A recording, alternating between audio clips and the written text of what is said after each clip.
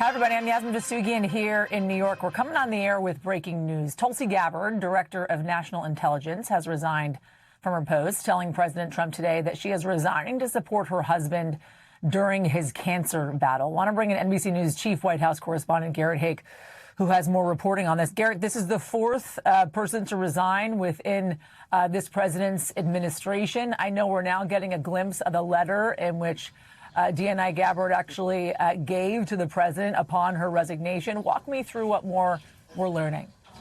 Yeah, Yasmin, fourth cabinet official to resign from the president's administration all this year, all interestingly women. That letter that you're showing, I hold a copy of it in my hand, is a letter that the DNI presented to the president just today, I'm told, by a senior administration official, thanking the president for the trust he placed in her, for the opportunity to lead the director of national intelligence, but saying that she is submitting her resignation effective at the end of June to care for her husband, Abraham, who was recently diagnosed, she says, with an extremely rare form of bone cancer. Her husband had been a presence, a very visible presence alongside her during her own time running for president on the campaign trail and in her public life. Now she says she needs to step back to take care of him. It comes at a very notable time here as the president's been weighing his options about resuming the war with Iran, something that we know Gabbard had spent most of her political career opposing.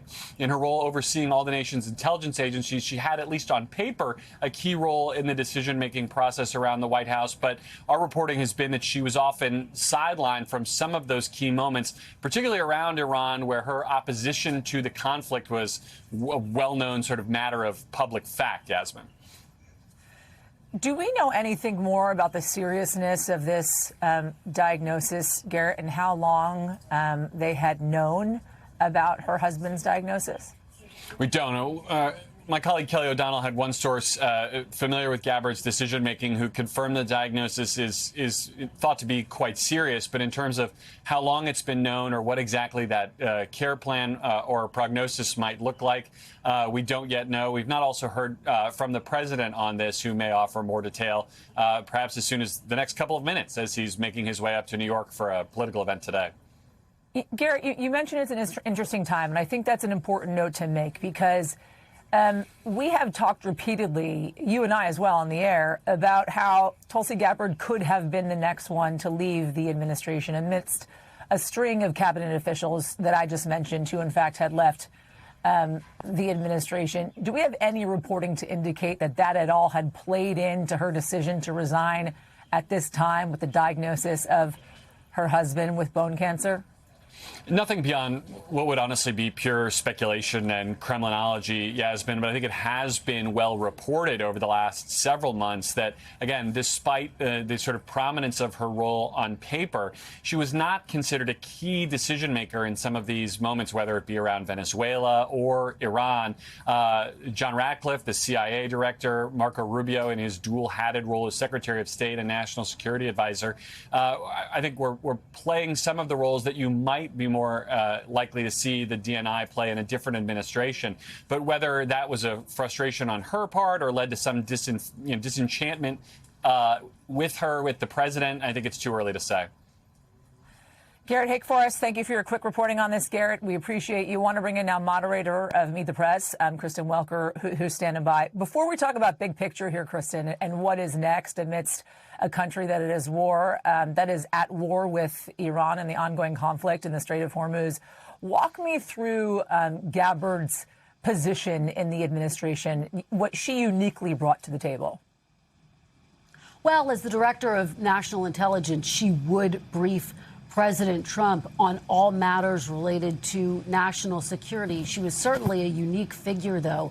Yasmin, she was one of two Democrats serving in the Trump administration. She had been quite vocal prior to the election of President Trump that she opposed foreign wars. In fact, when she started campaigning with President Trump, one of her arguments was a vote for Kamala Harris would be a vote for more war. A vote for Donald Trump would be a vote against getting engaged in foreign conflicts. And we know, as Garrett alluded to, Tulsi Gabbard has publicly broken with the administration in the past, including testifying that the U.S. and Israel were not aligned when it came to their objectives in Iran, also testifying that Iran was not aggressively trying to reconstitute its nuclear program in the wake of those original round of strikes several months ago. So that started to put her at odds, I think, with some within the administration.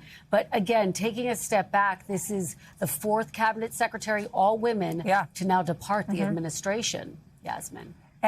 And then you think, Kristen, about the position that this country finds itself in right now. We just saw the indictment of Raul Castro, former leader in Cuba, obviously the arrest and charging of Nicolas Maduro, the president of Venezuela, an ongoing war with Iran, the conflict in the Strait of Hormuz. We could go on and on as to all the kind of international conflicts that are currently kind of brewing overseas amidst the resignation of Tulsi Gabbard. So what is next? Who is next to fill potentially this role in an incredibly crucial time?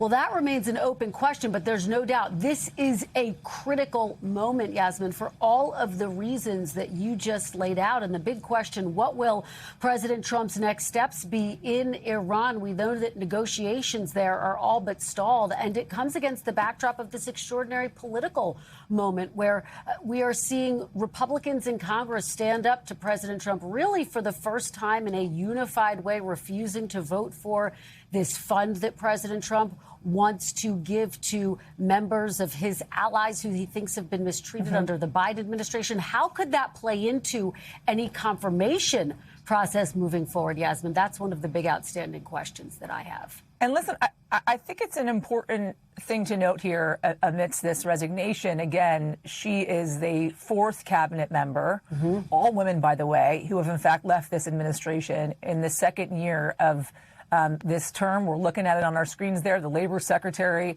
the former Attorney General, former Department of Homeland Security Secretary, and now Tulsi Gabbard as well. Do we have any indication, any reporting to indicate, Kristen, that there is someone next on that list that we don't necessarily know of?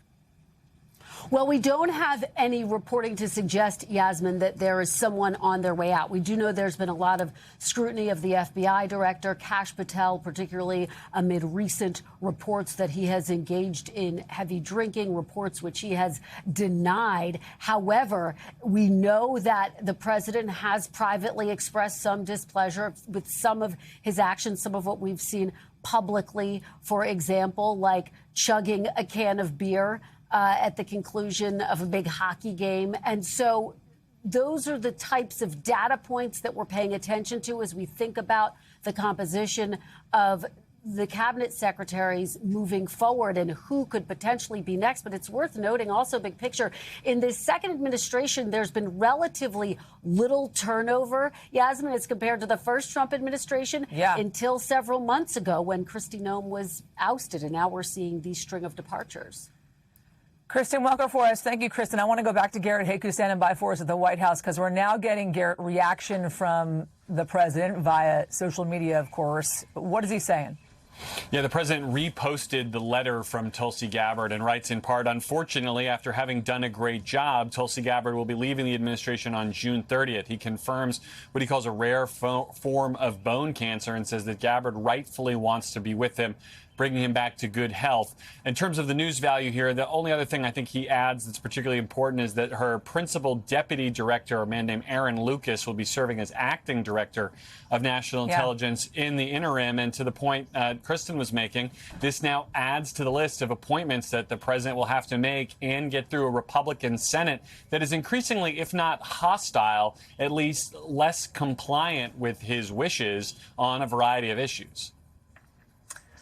All right, Garrett Haake for us. Thank you. That concludes this special report. We have more coverage ahead on our streaming channel, NBC News Now, and online at NBCNews.com. And we'll have a full wrap-up tonight on Nightly News. I'm Yasmin Vasugian, everybody. Thank you for watching.